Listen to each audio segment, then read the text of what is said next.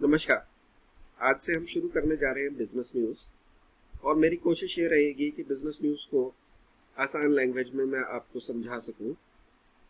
काफ़ी लोग मैंने देखा है कि बिजनेस न्यूज़ से थोड़ा घबरा जाते हैं, तो मेरा ये कोशिश है कि आसान लैंग्वेज में आप समझ सकें और इसका इम्प्लीकेशन हम सब पे क्या है ये भी मैं कोशिश करूँ।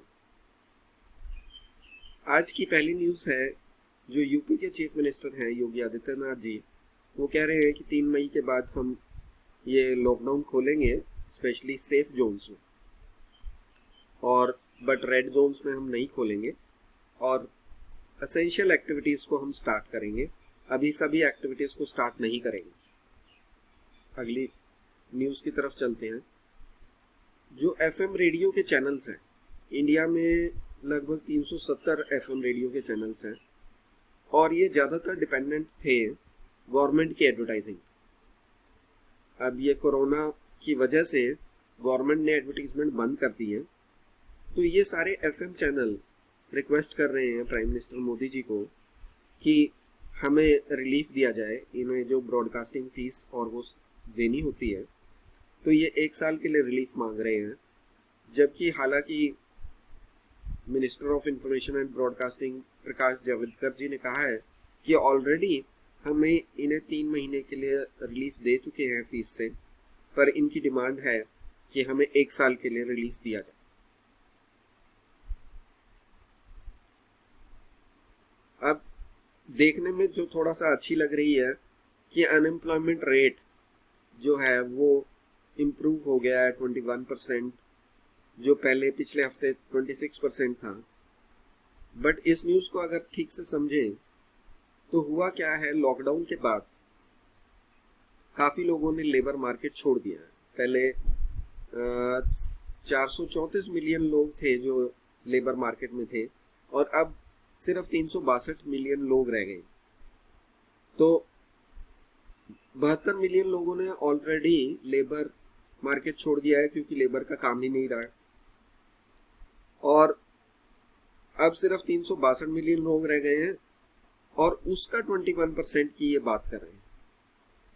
तो बेसिकली अनएम्प्लॉयमेंट घटा नहीं है, अनएम्प्लॉयमेंट का रेट इसलिए घट गया है क्योंकि number of unemployment labour market में मेनली वो छोड़ ही गए हैं। लेबर मार्केट अनएम्प्लॉयड हम उसको कहते हैं जो काम करना चाहता है विलिंगली, बट उसे काम नहीं मिल रहा है।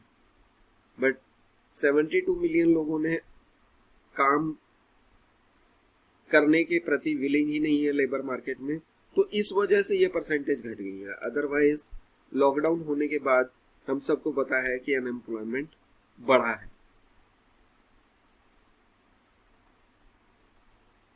एक जो और अच्छी न्यूज़ है, यूएस जो फर्म्स हैं वो अब चाइना की बजाय इंडिया की तरफ रुख कर रही हैं और उन्होंने इंडियन गवर्नमेंट को कहा है कि जो भी कंपनियां, जो भी कंसल्टेंसी कंपनियां हमें हेल्प करेंगे इंडिया में अपना बिजनेस एस्टेब्लिश करने में, उनको हम इंसेंटिवाइज भी करेंगे। तो पीएम मोदी जी ने चीफ मिनिस्टर्स को कहा है कि ये बहुत बड़ी अपॉर्चुनिटी है और आप एक्सप्लोर कर सकते हैं पॉसिबिलिटी, सो दैट कि यूएस कंपनीज का इन्वेस्टमेंट इंडिया की तरफ आ सके चाइना की बजाय।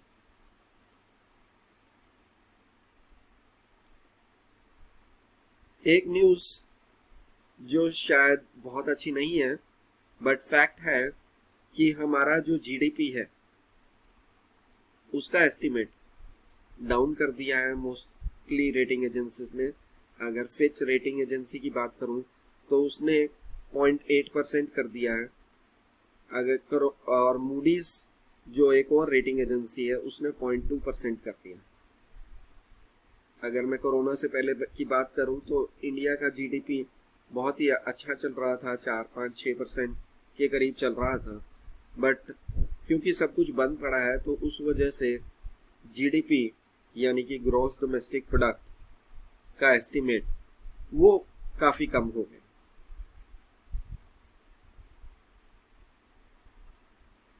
एक और बहुत बढ़िया न्यूज़ है इंडियन आईटी कंपनीज के लिए। यूएस के जो बैंक्स हैं, मेजर बैंक्स की मैं बात करूं, JP Morgan, bank of America और सिटी ग्रुप, ये अपना टेक्नोलॉजी स्पेंड बढ़ाने वाले हैं 2020 में। इसका मतलब ये है कि इनको बहुत सारे सॉफ्टवेयर्स की ज़रूरत पड़ेगी और इंडिया की जो लीडिंग सॉफ्टवेयर कंपनीज है, टीसीएस है, विप्रो है, इन्फोसिस है, इनको काफ़ी बिजनेस मिलने वाला है।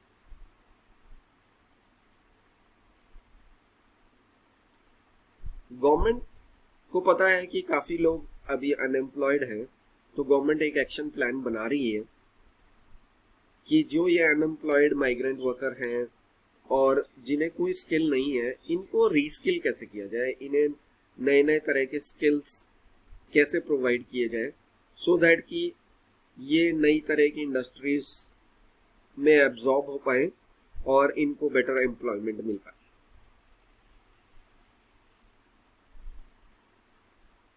इंडिया की बात करें तो 3 मई के बाद लॉकडाउन लिफ्ट करने की बात काफ़ी जगह चल रही है, स्पेशली जो रेड जोन्स नहीं है वहाँ पे। पर एक चीज़ जो इंडिया को ध्यान रखने की ज़रूरत है, एक तो जो हमारे सीनियर सिटीजन्स हैं 60 साल से ऊपर, उन पे हमें अपनी नज़र बनाए रखनी होगी और दूसरा हमें टेस्टिंग को इंक्रीज करना होगा। कोविड के टेस्ट हमें बहुत तेज़ी से और ज़्यादा मात्रा में करने होंगे सो दैट कि हम इस कोरोना की महामारी से बच सकें। दूसरा, हमें लाइफस्टाइल में काफ़ी चेंजेस करने होंगे, जिस तरह की सोशल डिस्टेंसिंग का मेजर है, काम करते हुए भी इसको हमें अपनाना होगा।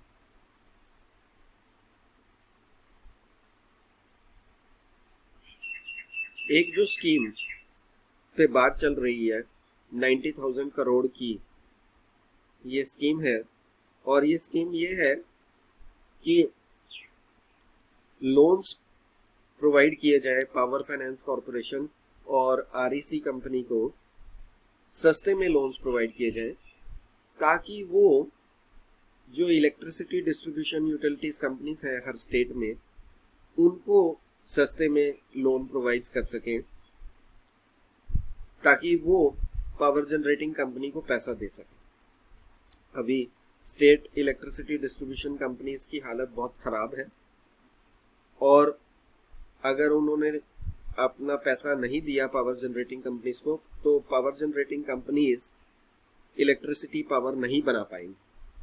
तो इसी को सोचते हुए ये बातचीत चल रही है, हालांकि फाइनल नहीं हुआ है, कि सस्ते में हम लोन प्रोवाइड करा सकें इन कंपनीज को। और लास्ट न्यूज़ की तरफ मैं चलता हूँ। जोमेटो और स्विगी आजकल सर्विसेज तो प्रोवाइड करा रही हैं ग्रोसरी और एसेंशियल गुड्स को पहुंचाने का, पर थोड़ा सर्विस चार्ज इन्होंने बढ़ा दिया है और इनकी भी मजबूरी है, क्योंकि एक तो इन्हें हाइजीन और सेफ्टी मेजर्स मेंटेन करने पड़ते हैं, जिसमें भी इन्वेस्टमेंट कंपनी का आता है।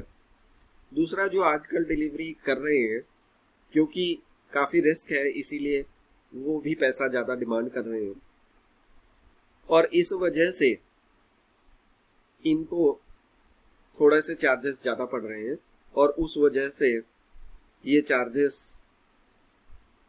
थोड़ा ज़्यादा ले भी रहे हैं। बट हम सबको समझना चाहिए कि इस मुश्किल टाइम में अगर ये कंपनीज हमारी मदद कर रही हैं तो थोड़े से डिलीवरी चार्जेस ज़्यादा देने में कोई प्रॉब्लम नहीं है।